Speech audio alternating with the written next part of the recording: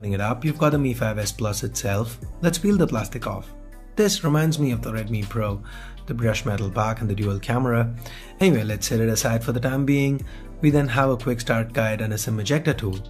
The guide's all in Chinese, of course, since this phone's only sold in China as of now. Surprisingly, we've got a back cover here. Freebies are very rare with Xiaomi phones. I don't think I've ever seen a case included with a Xiaomi phone we've unboxed. Anyway, we then have a travel adapter and a USB Type-C cable. Let's now take a close look at the Mi 5S Plus itself. It looks markedly different from the Mi 5S. For starters, the fingerprint scanner is to the back and is not of the ultrasonic variety. It does work well, seems quick and accurate. This is also an active scanner that lets you wake the 5S Plus from sleep. To the front, we've got markings for the capacitive keys, unlike the dots with the Mi 5 and 5S.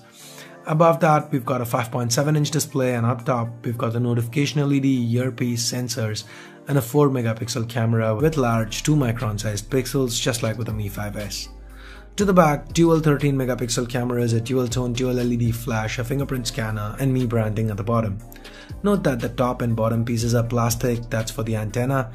The metal chamfered to the sides, and to the right we've got the power button and volume rockers. At the bottom we've got the Type-C port, microphone, and internal speaker. Up top you find the 3.5mm headphone jack, secondary noise cancelling microphone, and an IR blaster. It's worth noting that Xiaomi omitted the IR blaster with the 5S, but I've included it here.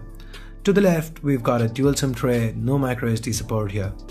The Mi 5S Plus is a little less than 8mm thick and weighs in at around 170 grams. The form factor very much reminds me of the Mi Note and Mi Note Pro. Those phones were a little thinner and their glass pack did feel better in my honest opinion. Anyway, with the 5S Plus, you aren't going to be able to use it single-handed at most times, but it does feel well built. The reason for its larger size is the fact that it sports a 5.7-inch display. This display is covered by 2.5D glass that curves to the edges and sports a full HD resolution. That's a pixel density of about 385 pixels per inch. This display is supposed to cover 94% of the NTSC color gamut. It looks decent, sharp with great viewing angles. Quite bright too. Underneath the hood, the 5S Plus is powered by the 64-bit quad-core Snapdragon 821 chip. This is the chip that sports a higher clock speed. Two sets of cryo cores clocked at 2.35 and 2.2 GHz each, compared to 2.15 and 1.6 on the Mi 5S or the Google Pixel. The Mi 5S Plus is available in flavors of 464 and 6128 RAM storage configurations. The 464 variant is what you're seeing me use in this video. Anyway, all this is powered by a 3800 mAh battery. Software-wise, not much has changed. It's pretty much what you'd expect. This is MIUI 8 built on top of Android 6 Marshmallow. No Google Play services preloaded. I had to sideload it. It's a simple procedure. There's a ton of bloat that's quite easy to uninstall. The camera shutter speed's quite fast. We have the regular modes.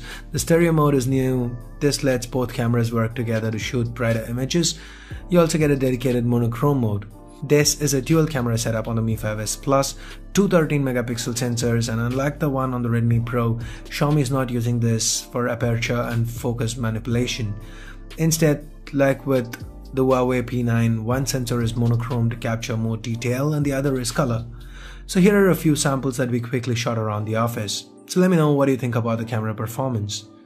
And with that, let's get to the pricing. The 464 variant of the Mi 5S Plus is priced at 2299 yuan, that's about $335 or 23,000 Indian rupees. And the 6128 variant is priced at 2599 yuan, that's $385 or 26,000 Indian rupees respectively. Again, very aggressive pricing from Xiaomi, and that makes it all the more confusing on why Xiaomi's refused to bring this to the Indian market. As of now, they state they have no current plans on bringing it to India. If you do want one, you'd have to import it. I'll leave links in the description below. So anyway guys, I'm going to continue testing the 5S Plus a little more before coming out of the full review. And that's it for this quick unboxing and hands-on. Give this video